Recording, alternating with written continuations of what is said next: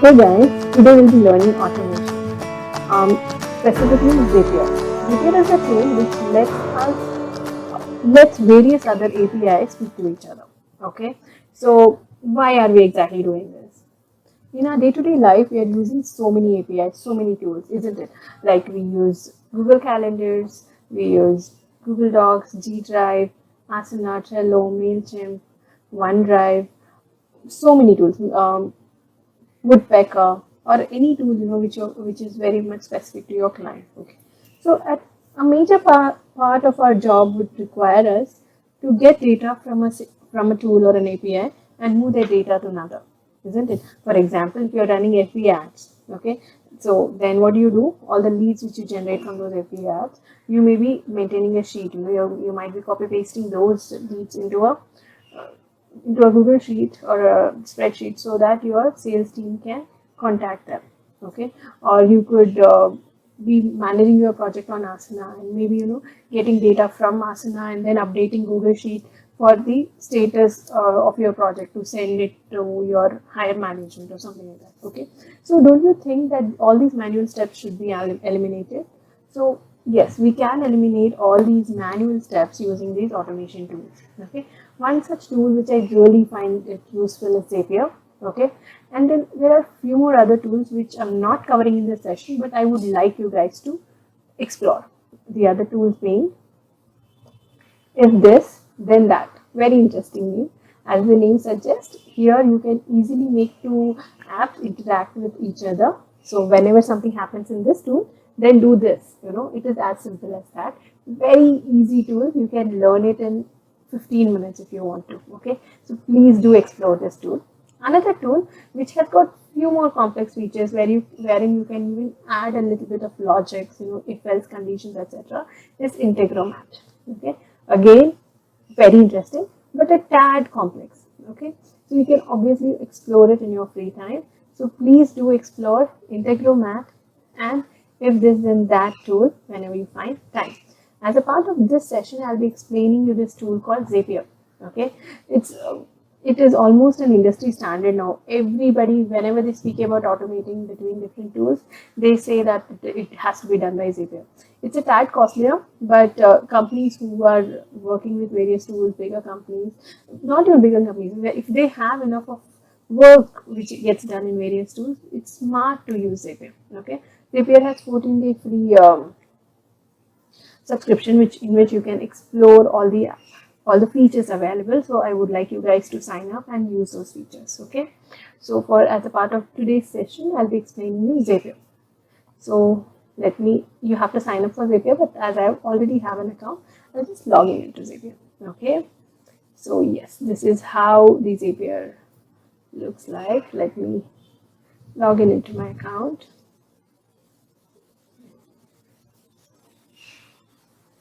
Okay, so this is how it looks. So Zapier has few recommended workflows already available for you, wherein they're giving us simple workflows like whenever you get an email in your Gmail account with attachment, please save those attachments in Google Drive. If you want something like this to happen, then you can directly just turn on this app. You have to just link your email IDs to it, and then it will do the rest of the work. Like that, it has shown too many workflows for you to use. Here there is workflow wherein whenever there is a new contact being added in a spreadsheet, that contact list can get updated in Mailchimp. Like that, many interesting workflows. But we would like to create a unique Zap wherein we are trying to implement our own workflow, which is unique to our business here. Okay, so before we go on to create this app, let's see how many apps are available in Zapier for integration.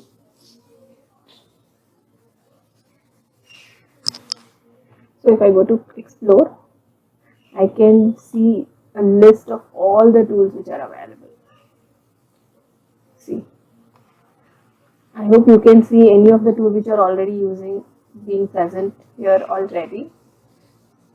So many times I end up exploring new tools or getting names of new tools from Zapier because the best of tools are already present here. Okay, so if I see a new name, like I I discovered Airtable on Zapier. I saw what is this Airtable. I just went on and explored what Airtable is, and now we actually have a session on Airtable wherein we are explaining Airtable in our training program. It's an excellent CRM tool with the ease of a Microsoft Excel. Okay, so you can see almost all the tools which we use in our day-to-day life are already present in Zapier. Okay, can you see this? Facebook Leads ad, YouTube, Microsoft Office, WordPress, OneNote, almost OneDrive. If you want to save all your pictures on OneDrive, whenever there's a new picture in your inbox, it should get saved in OneDrive. Whenever there is an attachment, you want it to be saved on OneDrive, you can do that integration here. Isn't it quite interesting, isn't it? So now we have explored this enough. You can actually go through the whole list and know all the tools which are already present. Okay, now let's go back to My Zaps. Okay, and let's try to create a workflow.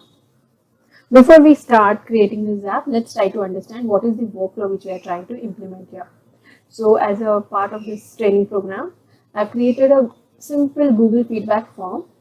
And what do you want to achieve is, whenever a person fills up this Google feedback form, I should receive an email with the responses in it, or a bunch of people in training team should receive an email with all the responses, and then I should also get a Slack message to my channel training with all the responses. I want to create this workflow. Whenever a Google form gets filled, I should receive an email with the responses. Also, I should receive a Slack message. Okay, so I'm trying to implement this workflow here. So let's begin. Create a Zap.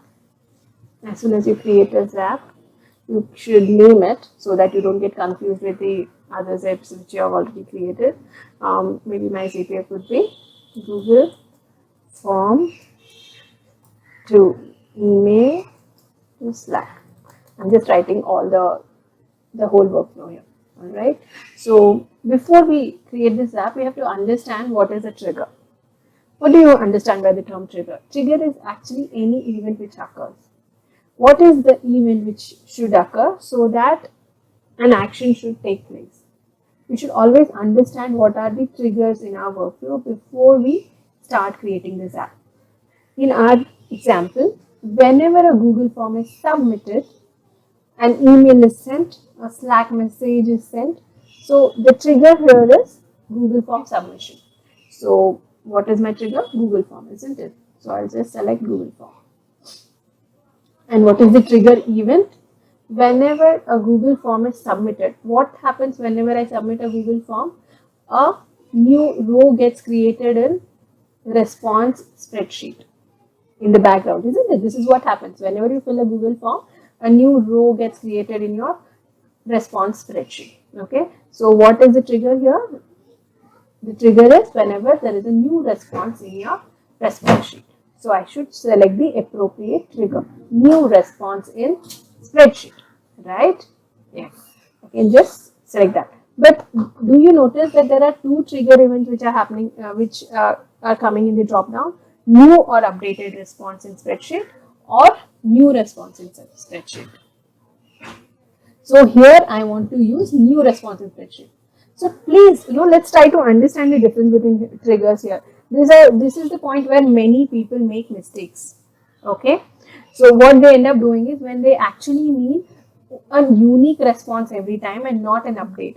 By update, what does it mean is, any row or any column gets updated. For example, other than these form responses, we have one more new column which we have added manually for our tracking purposes. For example, our VA manager has created a column called status, and she is updating yes or no according to the form responses. So what happens if I had by mistake selected this trigger, new or updated response? So what will happen whenever our VA manager goes and does any changes in the form responses, we will receive an email and we will receive a Slack message, which is not something which we are looking for. We are actually looking for what? We are actually looking for new response in spreadsheet. So please use the correct trigger.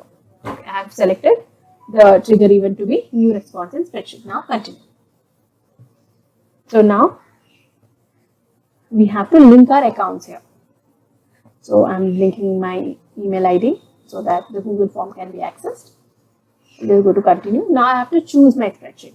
All the spreadsheets which are present in my Google Drive gets populated here. As this is this one which I want to use, sample Zapier form responses, I'll select that. And then worksheet also I have to choose. See, in a spreadsheet we have multiple worksheets, isn't it? So Zapier has to be exactly being told which exact worksheet it has to consider.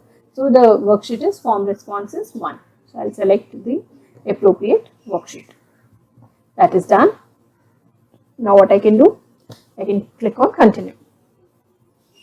Now I can test the trigger. It's a very safe practice to test your trigger, your event, your action at every point of time, so that after completing that whole workflow you don't have to sit and wonder where the mistake or error is happening. So I'll test my trigger now itself. So I'm clicking on that. Once I do that, what happens? I get some data, okay? And when I see this data, I understand that it is extracting data from the last row of the response sheet, and this is exactly what we want to achieve with this trigger. So yes, this is correct. Now let's move on. Now action trigger we have finished. We have the trigger is whenever a Google form is submitted and a new response row is created in the responses sheet, this trigger should happen. Now what should happen? Now it should send an email. So emails using your Gmail account. So we'll click on Gmail. What is the action which should happen? It should send an email, create a draft, create labels, add labels. There's so many actions which can happen, right? So mine is going to be a very simple workflow. So I'm going to use send email. Okay. Once that is selected, click on continue. Now obviously you have to select the account. I've selected. I'll move on to continue. Now let's set up the action. So what should happen? It should send an email to maybe say Shreya. Whenever a form response gets submitted, I want to send an email to Shreya. Or I could use a group email ID wherein there are a bunch of VA managers, training managers, etc. And I can use that group email ID. But as a part of this training, I'm just sending this email to Shreya and maybe myself. Okay. So then I can also choose BCC, etc. I can also, I should obviously give from whom this email is coming. So I'll just choose my email ID. Okay. And then all these options are there. Reply to option. If you want the reply to go to another email ID, you can also do that automation here. You can write the subject line according to your requirement. For example, new response submitted by. I want some data to be taken from my response sheet. See, in my response sheet, I have a column called name. So what I can do is I can use the data under name to be a part of my subject line. So what I can do is by and then go for insert data, show all options and just go to name and select it. So all the unique names, all the people who submit, in the subject line itself, I'll come to know who has submitted his response. Getting it? Great. Now I can choose a body of the email, signature, etc. So now let me choose the body. New form response on training. New response on training. Feedback. I can choose the value from the spreadsheet to be part of our body. Okay, for example, so these are the questions which are part of our Google form. Did the course content meet your expectation? How did you experience the speed or rate at which training was presented, etc. So for example, I want the same thing to be my question. Did the course content meet your expectations? Then the answer should come from here. Similarly, you can add as many questions, what all data you want to add, you can add it. As part of this thing, I'm just adding one more question. Training received was adequate for my position. Okay, I have inserted the data. Now I can choose a signature, I can label it if I want to. If nothing, then I can just continue. Now I should obviously test this action before I move further. So this is how the email will come. Response on training feedback. Did the course content meet your expectation? Training received was adequate for me. Test and review.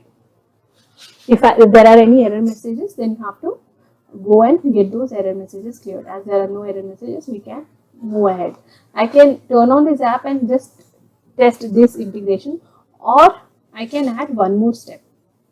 Okay, I don't want to turn on my Zap yet, so I'll just click on plus button and I'll add one more step. But here it's allowing me only. Okay, so my Zap is ready. I can share this Zap with anyone. Go to my Zaps.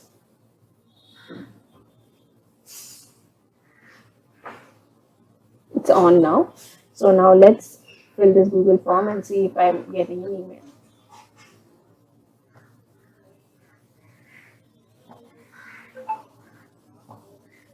Me.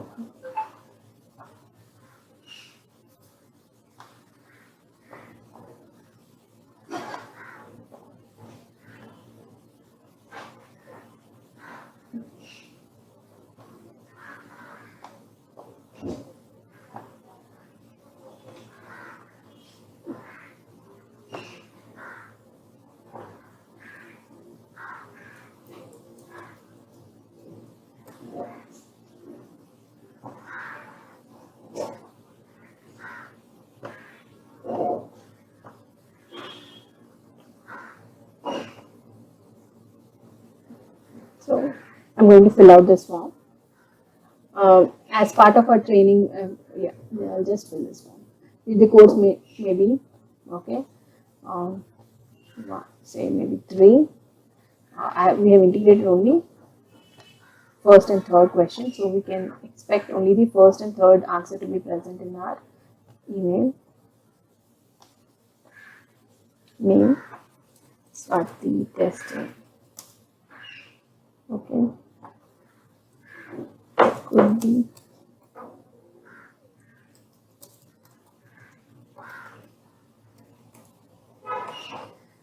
I'll click on submit. Now what should happen? I should receive an email.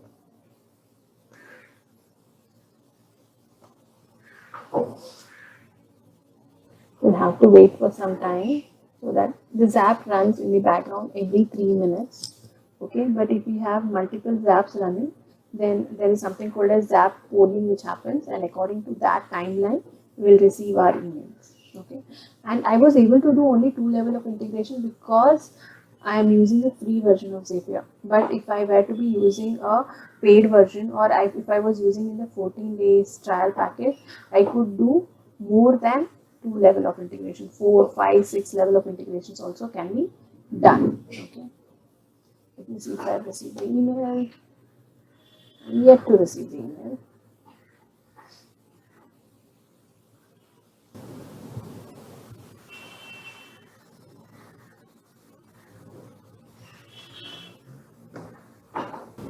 Okay, new form submitted by Shayan.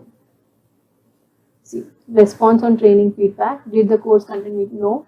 Training received was adequate for my position. This came from the testing which we did during when we were testing this app. Okay, so like this only we'll get another email with the responses. This is how you do integration in Zapier. Okay, I will show a tad complex Zapier also, wherein we can do more than 2 level of integration.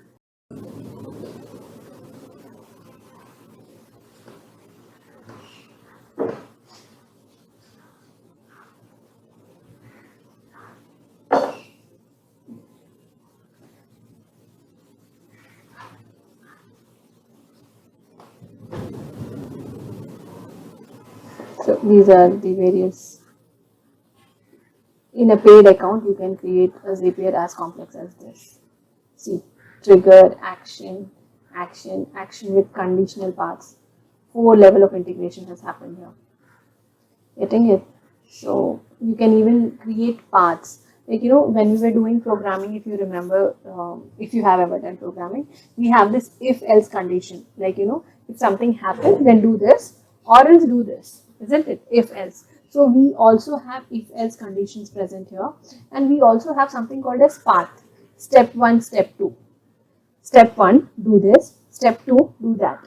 So that is called as path. So these actions also can be created. Those are a little tad complex workflows, but you can obviously try to understand Zapier really well. Okay. So yes, more than 2 level of integrations are also possible, and we have done that. I want you guys to explore it on your own and get back to me with any doubts if you have any. Thank you so much. This was Swati signing off. Thank you.